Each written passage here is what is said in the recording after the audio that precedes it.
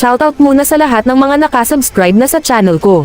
At para sa mga hindi pa, pakisubscribe na po. Maraming salamat po sa inyong suporta. Ito ay kwento ng dalawang mag-asawa kung saan ang lalaki ay iniiwan ang kanyang asawa para makipag-enjoy sa asawa ng iba.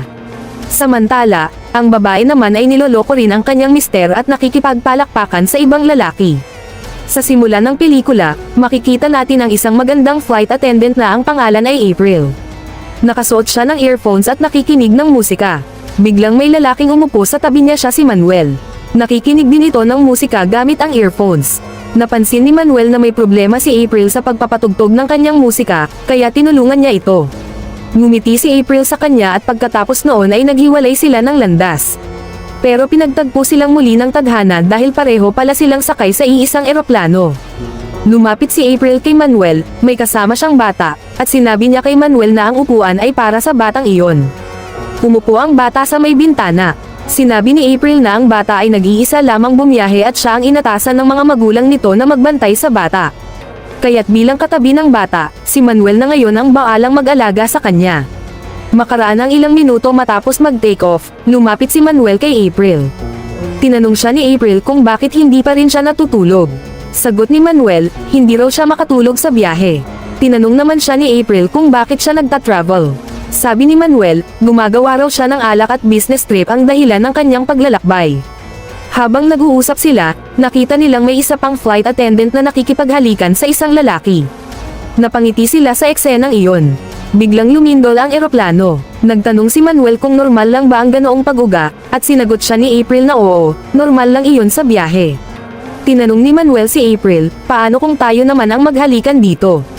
Normal din ba yon? Bago pa man makasagot si April, lumabas na ang flight attendant na kanina'y nakikipaghalikan, kaya't umalis si Manuel. Pero makalipas ang ilang sandali, bumalik siya kay April. Sinabi ni April sa kanya na hindi siya dapat paulit-ulit na lumalapit. Tinanong ni Manuel si April tungkol sa kanyang tato. Ikinwento ni April na alaala ito ng kanyang ex. Ipinakita rin niya ang isa pang tato na nasa hita niya.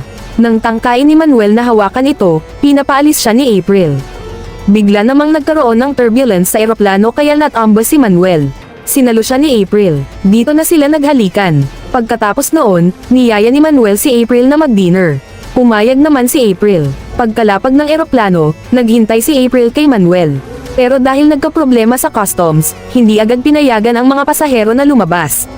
Walang contact number sina Manuel at April kaya hindi na sila muling nagkita. Lumipas ang 7 taon. Nakapang-asawa na si April ng isang lalaking nagngangalang Bruno, isang rockstar, at mayroon na silang anak. Si Manuel naman ay kasal na rin sa isang babae na ang pangalan ay Laura at mayroon silang isang anak na babae.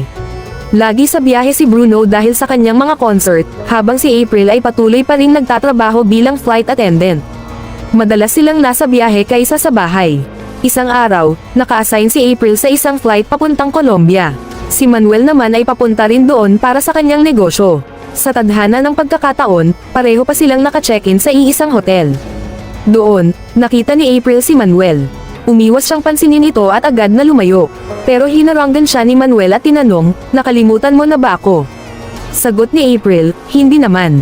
Sabi ni Manuel, hinahanap kita, pero hindi kita nakita. Niyaya ni Manuel si April na mag-lunch at pumayag ito. Habang kumakain, sinabi ni April na naghintay siya ng 5 oras noong araw na iyon. Ipinaliwanag ni Manuel na hindi sila pinayagang lumabas ng airport noon. Sinubukan ni April tawagan ang kanyang asawa pero wala siyang signal sa telepono. Pagkatapos ipinakita ni April kay Manuel ang litrato ng asawa at anak niya. Ipinakita rin ni Manuel ang larawan ng kanyang pamilya. Sabi ni April, sa wakas, nahanap mo rin ang tunay na pag-ibig. Sumagot si Manuel, pwede sanang maging tayo ang tunay na pag-ibig pero iba yata ang plano ng tadhana. Dito, sinabi ni Manuel kay April na minahal niya ito simula pa noong araw na nagkita sila sa eroplano. Sagot naman ni April, dahil lang ba sa isang halik, minahal mo na ako.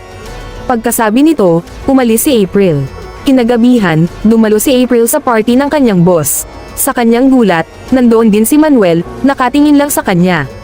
Nilapitan ni April si Manuel at niyaya siyang sumayaw. Matapos ang sayaw, nagpunta sila sa isang tahimik na lugar. Doon, hahalikan na sana ni April sa pisngi si Manuel pero bigla siyang hinalikan nito sa labi. Hindi na nila mapigilan ang damdamin nila, ngunit sa huli ay napigilan pa rin ni April ang sarili. Kinabukasan, nakita ni April si Manuel na ipinapakita ang mga sample ng kanyang alak sa mga kliyente. Pagkatapos noon, nagkita uli sila at nagkasamang maglibot. Habang nag-uusap, biglang hinalikan ni April si Manuel. Pagbalik nila sa hotel, nauwi ito sa palakpakan. Doon, binigyan ni Manuel si April ng singsing bilang regalo. Ngunit biglang tumawag ang asawa ni Manuel. Sinabi niya sa telepono na nasa meeting siya. Nalungkot si April. Sa isip niya, pareho lang silang dalawa, parehong niloloko ang kanilang mga asawa. Napansin ni Manuel ang lungkot ni April at tinanong kung upset siya dahil sa tawag ng asawa niya. Sabi ni April, hindi dahil sa tawag. Nalulungkot ako dahil pareho nating niloloko ang mga partner natin at wala tayong hinaharap. Pagkasabi nito, umalis na si April. Lumipas ang mga araw, pero hindi na makapag-concentrate si Manuel sa trabaho. Palagi niyang iniisip si April at tinitingnan ang litrato nito. Hindi na niya matiis, kaya nag-message siya kay April. Pero tinanggihan siya ni April, at muling nalungkot si Manuel. Sa susunod na eksena, makikita si Laura, ang asawa ni Manuel, na kuha ng litrato ni Bruno, ang asawa ni April. Dumating din si April na kasama si Bruno. Nagkita na naman sina April at Manuel. Habang abala sina Laura at Bruno sa photoshoot, nilapitan ni Manuel si April at tinangkang akitin ito. Niyaya niya si April sa kanyang kwarto, pero nagalit si April at umalis. Ngunit sa huli, hindi rin niya napigilan ang sarili at bumalik sa kwarto ni Manuel. Muli silang nagpalakpakan. Habang nangyayari ito, nakalimutan ni April sunduin ang kanyang anak sa school, kaya si Bruno ang napilitang kumuha. Dito napagtanto ni April na unti-unti na siyang lumalayo sa kanyang pamilya dahil sa kanyang pisikal na pagnanasa. Samantala, ipinakita ni Laura kay Manuel ang litrato ni April. Kitang-kita niya sa ekspresyon ng asawa na may namamagitan sa kanila.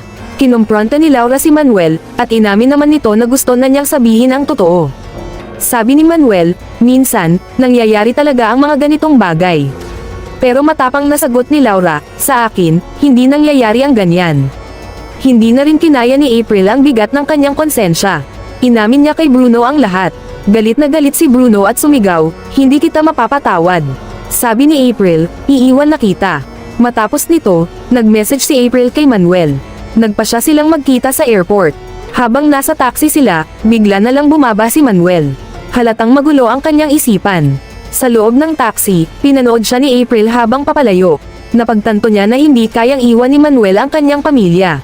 Nag-message siya kay Manuel, hindi ako makikipagkita sa'yo. Pagkabasa nito, labis ang lungkot ni Manuel. Si April naman ay bumalik na sa kanilang bahay, hindi na sila muling nagkita. Dahil alam nila pareho na hindi sila kailanman maaaring maging isa, at dito nagtatapos ang kanilang kwento, isang kwentong hindi natapos, isang pag-ibig na hindi nabigyang katuparan. Paki-subscribe po, dahil ang bawat subscriber ay inspirasyon ko para magpatuloy.